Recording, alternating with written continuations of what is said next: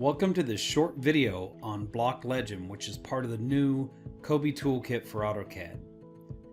To get started, I've got a whole bunch of blocks in my model.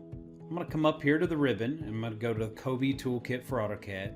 I'm going to go to the annotation panel and I'm going to select block legend. The create block legend dialog box comes up and it shows you every single block that's currently in the model. Now I don't want to make a legend of every block. I'm just going to click on this plus sign. I'm going to window the blocks that I want to create a legend for. I'm going to press enter.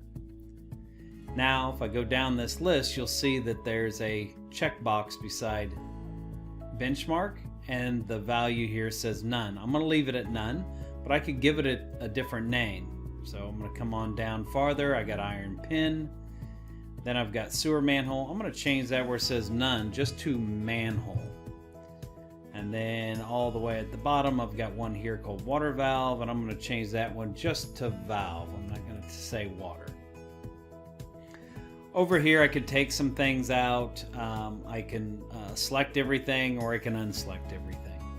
At the bottom, I can select my style. So I've got some table style, so I'm going to just use the standard. And my title is legend.